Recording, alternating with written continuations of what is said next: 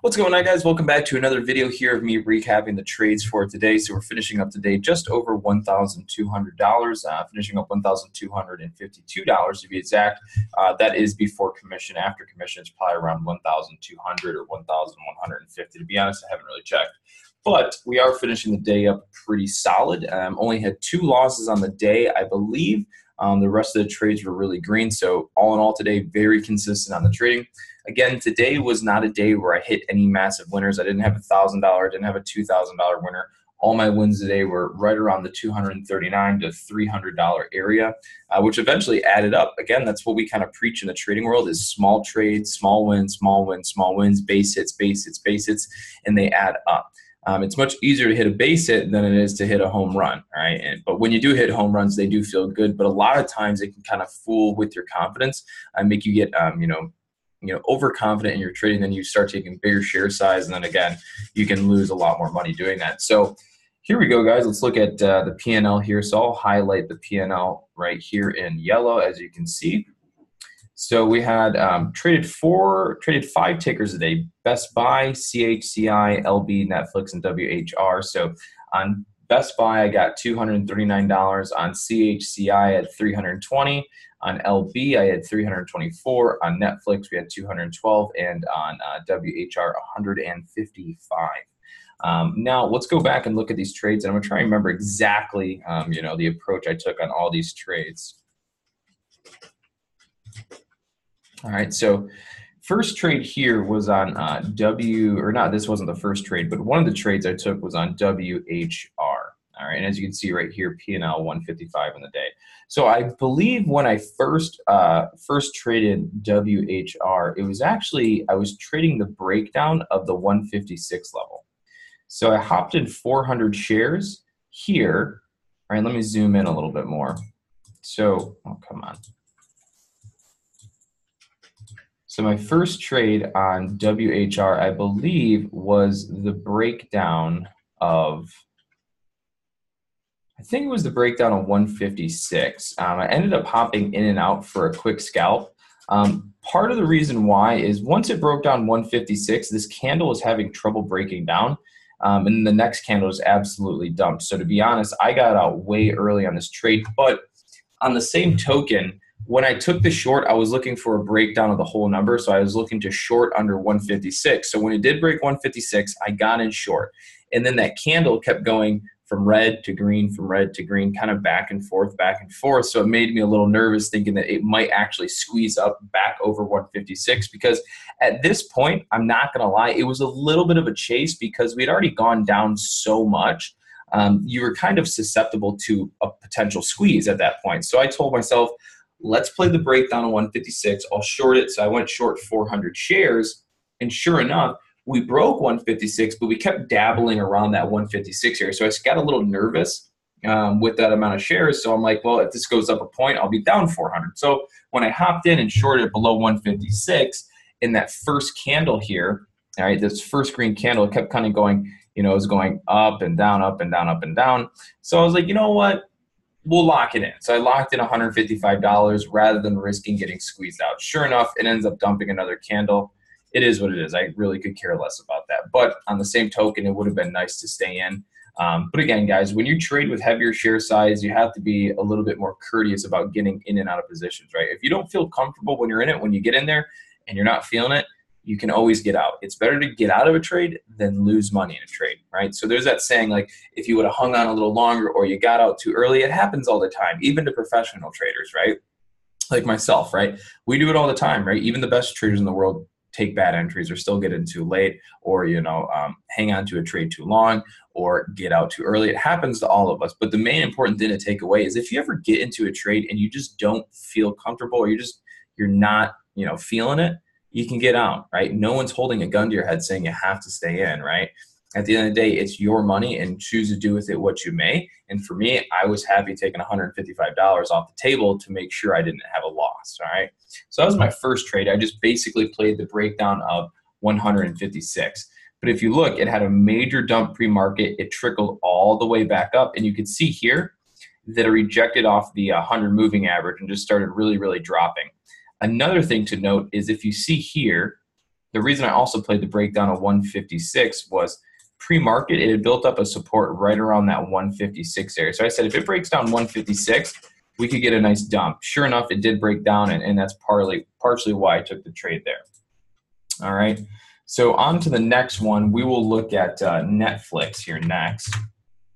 Netflix was one of my better trades for the day. I only took 200 shares on Netflix today. Or actually, I traded a couple times. My first trade was 200 shares. So what we ended up doing was watching Netflix, right? So Netflix had an amazing day yesterday, right? Had an amazing day. On the daily chart, as we mentioned in our pre-market live stream today, we mentioned watch Netflix long today because it had just performed an ascending triangle breakout. So chances are this thing was going to move up today. And sure enough, it is up today. So if you never tune into our live streams in the morning, you should do so because we mentioned a lot of good stocks. So let's take a look at this a little closer. So what happened? We watched Netflix go up all day yesterday. I said to myself, there's an ascending triangle breakout on Netflix on the daily chart. So in all, it'll probably continue up. All right. So what ends up happening, right, is we pop up in the morning. So I ended up getting short right here on this candle. This red candle I'm pointing at, I got short here with 200 shares. Why did I get short there? Well, knowing that yesterday Netflix had a really, really green day, it's not far-fetched to think that today when it opens, there'll probably be a little bit of a sell-off from people taking profits, right? Secondly, if you look here, Netflix pops up green on this candle. Then we go to a red candle, but what we want to look at is look at the wicks. 1 wick, 2 wick, 3 wick, 3 upper wicks. That means we tried to go higher, we sold right down. We tried to go back up again, we sold right down. We tried to do it again, sold right down. As soon as we had those 3 upper wicks and then this red candle rolled over, I took 200 shares short and ended up exiting just before, or wait, we got in 200 shares here at about 346. Yeah, 346, and then I wrote it down to 345. So I got a total of, or actually a little bit more than that because the first trade was 300. So I had 200 shares. I wrote it all the way down to just below the break of 345 and exited. So on Netflix, this green arrow was my entry right there. And then I ended up getting out at this red arrow right around here on Netflix. Left a little bit on the table. But again, this is one where I got a whole $1 a share. I went in 200 shares and I got more than $1 per share in a candle. So I was up $300 on 200 shares. I'm like, run it, send it, get out, take the money, right? So I took a $300 trade there. Then my next trade on Netflix was actually, did I take two more trades? I think I took 2 more trades on Netflix for small losses. One of which was, they're both like right in, did I short that? No. So the next one I took, my next trade on Netflix was right here. I took an entry on this red candle, figuring that we were consolidating, and you could see how each candle was rejecting on the 9 moving average. So it was just kind of further getting pushed down to this 342 mark. So let me zoom in a bit here on this. It'll make it easier. So one of my next trades on Netflix was another short, right? I was looking to get a breakdown below this 342 mark and then maybe push to 341. It did do it, but I didn't win on this one. It ended up being like a $50 loss, but here it goes. So what I noticed was once we broke down here, right? So if I map this out in yellow maybe, right? So we popped up, we rolled over, and then look what happened. We kept popping up to the 9 moving average, reject. 9 moving average, reject. 9, reject. 9, reject. 9, reject, right? So once I noticed we were just kind of pushing down like this, I figured at some point Netflix is going to break down below that 342 mark right there, and it's going to, sink, which it did right here on that candle, okay? I missed it by 1 candle. I had it off by 1 candle. So what ended up happening was I got short on this red candle, and then I exited on that green candle right there. Okay, so some of you may be asking, why do you even exit? Hindsight 2020, yeah, there really was no reason to exit considering we were still not breaking the 9 moving average. So in hindsight, what I could have done better is I could have waited to at least see if this green candle was going to break the 9. because once it breaks the 9, you run the risk of getting squeezed up. So in theory, what I was afraid of happening was getting squeezed, which in reality, you know, wasn't a bad idea to get out, because what happened was we broke down this little mini trend line and then we instantly went back up above it. And so knowing that, there could have been a lot of other short sellers piling in on this red candle. And sure enough, it could have caused a major squeeze. Look what happened shortly after. See how far it squeezed up? That could have happened on this candle itself, right? I got short here, covered on this green candle because I was afraid of getting this big squeeze. So imagine if I got short on this candle and it squeezed like that, right? I could have run the risk of losing a couple $100 there. Instead, I took a $50 or $60 loss. So I was one candle off there, so I took like a $50 loss there on Netflix. All right. Now let's move over to Best Buy, BBY. If you guys remember earlier from today's pre-market live stream, I completely went over Best Buy and I told you guys exactly my game plan on it. And sure enough, I took it long this morning. As I stated, the further these stocks drop pre-market, the more susceptible they are to squeezing up out of the gates. So what happened on Best Buy is, well, let me delete some of these drawings off here and clear it up. So as you can see here, I had a $239 win there on Best Buy today. So what happened with this is it opens up. It tried to go red for a second, I believe. Yeah, it went red for a second. Then it started getting bought up. It took a while for this candle to actually start moving. So I was watching, I'm watching it. Next thing you know, it squeezes up, and it breaks over 71.50. After it broke 71.50, which is also like the previous high of that previous green candle, you see this? So let me mark it off. So like this candle here pre-market, you can see how it popped all the way up to about 71.50. So when I was watching this green candle push up, I took the entry just on the break of 71.50. So I got filled pretty high. It wasn't the best entry, but I also told myself that the chances of this squeezing up right now are much greater than it coming back down on me because we're already come down so much pre-market. We've already been going down so heavy pre-market that the chances of this going up are far greater than it coming down right now. So I hopped in on the break over 71.50, and then I also thought to myself, I'm like, well, once I got in the trade, this is the thing. Once I got in the trade, I'm like, wow, it was kind of a high entry, and now I almost don't like it because, you know, I was looking at it and go, well, damn, the 50 moving average, this red line, that's right above where I got in. So we could easily pop up to that 50 moving average and then come slamming right back down. I could be instantly red a lot. This one, I took 1,000 shares. I took 1,000 shares over 71.50, anticipating it would pop. It would break the 50 moving average, break 72 and squeeze up, which it did. But what ended up happening is it popped up, it broke the 50 moving average, it tapped 72, it came down, tapped 72 again, and once we hit 72 twice on that candle and couldn't break through, I instantly sold out and locked in $239 on 2,000 shares. So that right there was little more than a 20-cent gain, which really isn't even that great. So it was okay, just not that good. So again, didn't hit any really big winner there. But all in all, what I saw here, why did I take this trade to wrap this one up, is the fact that Best Buy had been coming down all day. When the market opened, we tried to go red. We didn't go red. We instantly started going green. So in the back of my head, I go, short sellers are going to get squeezed out. Hopped in over 71.50. We popped up to the 50 moving average. We came down. We went up to 72, came down, hit 72 again. I said, nope, I'm going to take it off the table. Sold, and then look what happened. The candle crashed. Okay. Imagine being in 1,000 shares at 71.50, and then it drops all the way back down to almost 71. That's $500. So I took my trade off as close as I could get it up to 72 for the $239 win. All right. So that was that one. Next one here, LB. So LB was a little. When I look back at it, I go, man, I could have had a really big trade. I could have had a much bigger winner on LB today, but I got faked out. All right. So what happened here is LB had dumped pre-market or after I was trading, and it was still dumping a little bit here pre-market.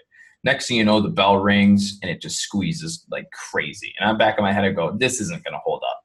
There's no way this big push is going to hold up without any sort of pullback. So to be honest, this wasn't the best trade. Maybe a tad bit of a chase. I didn't get the best entry. So the ideal entry would have been a rejection here at 36. As soon as this popped up and hit 36, I should have got short. I didn't. I hesitated. So I watched it come down, right? And then I seen this green candle. Was it this one or was it the next one? No. So what ends up happening is this pops up, right? It goes to 36. I didn't get short at 36. I'm watching it come down. It's getting heavier. It's getting heavier. So I go, you know what? I'll short it. So I short it right in about the middle, right? So I ended up getting short right here in about the middle of that red candle. It pops down. I'm up a few hundred. I took on this position, I think I took 2,000 shares. I took a 2,000 share position on this one, right? In the back of my head, I go, okay, I'm getting short here at just above 35.50. 2,000 shares. This could easily dump down to the 9 moving average, which is at about 34.90. So this right here could be a $1,000 trade if we did get a swift dump, right? So I get short. Next thing you know, the candle starts going green. It pops up, it goes green, then it goes red, then it goes green, and it goes red. And I'm like, all right, you know what? I'm not going to risk this squeezing back up to high a day. It's not instantly going down. So what I'll do is I'll just hop out and wait for another re-entry. So it pops up, goes green, it just kind of jumps around. So I'm like, all right. So it drops a little bit. I'm up like $300. I go to cover my short position, and then it squeezed back up, and I end up getting out with a $10 win. In a split second, I missed $300 just like that. So that was a bummer, right? So I'm like, you know what? God darn it. So what I did is I keep watching. This candle goes down, and then it goes back up, and then we open up again. Once we got to this third candle on this pullback and it was not showing any signs of going back up, I said, you know what, let's do it again. I hopped in with 2,300 shares this time, a little bit bigger up the size, knowing that we're probably going to fall. And it turned into me just honestly scalping it. I watched it go down, and then we got to this red candle, and this red candle did the same thing. It started getting all fakey. It was jumping around back and forth, back and forth, back and forth. And it just wasn't giving me that clean, quick move to the downside. So I said, you know what, 2,300 shares, this could instantly squeeze up to 36. I'll be down close to, 1,500. Not going to risk it. So once it dropped down and started fumbling around, I said, screw it, I'm going to get out. Sold it for a $310 win. All right, so there was that trade. All right, then my next trade, last one of the day was on CHCI. So I was busy trading all those other stocks while CHCI boomed. I actually saw CHCI right here. This was alerted on in our private group. Our scanners actually alerted our members of CHCI at 9:39. So our scanners and we alerted CHCI right here on that candle before the big boom.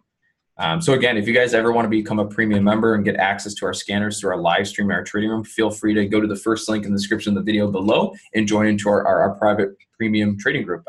It's the cheapest trading group you can find on the internet, honestly. So think about it. All right, and then this is my trade. So I missed all this big boom here. So I was just watching. I'm like, all right, well, I missed it. It's popping up. It's coming down. I'm not going to trade any of this garbage in here. I'll wait for a clean setup. And sure enough, what ended up happening is just that. We got a clean setup on CHCI, right? So eventually CHCI performed into a nice pattern here, right? You could see it dropped out, but it consistently was building higher lows and trending up. I didn't take this entry. I should have, but I missed it. It wasn't paying close enough attention. Missed that entry. Once it popped up, pulled back right here, I ended up getting in long 2,000 shares on that candle, rode it up to the high of these candles, and then I sold out right before it popped up to 354. But at that point, I was already up $1,000 on the day, and then I hit it and nailed it with a $320 trade there. 2,000 shares, quick in and out, $320 there, and called it a day. And now I'm sitting up 1,000, like $250. So again, right, CHCI, low float penny stock. It tried to go lower, a bunch of shorts, knowing this too, a bunch of short sellers were piling in here trying to get this price to break down. Once it started, trending back up, and it popped here, chances are more short sellers were going to get squeezed out. So this right here is where I got long with these green arrow. And then I covered up like right up top there for a $320 win. So nothing huge. Again, a lot of base hits, $239 winner, $320 winner, $324 winner, $212 winner, and $155 winner. All those trades accumulated to $1,252 day. So pretty solid trading today. Could have been a little better, could have been worse, but that's a solid day. I'm going to lock it in. So hope you guys liked the video. Please do give me a like, a share, and a subscribe if you haven't already. And stay tuned for tomorrow's recap and join into our live stream in the morning starting at 8:30 a.m. Take care, guys.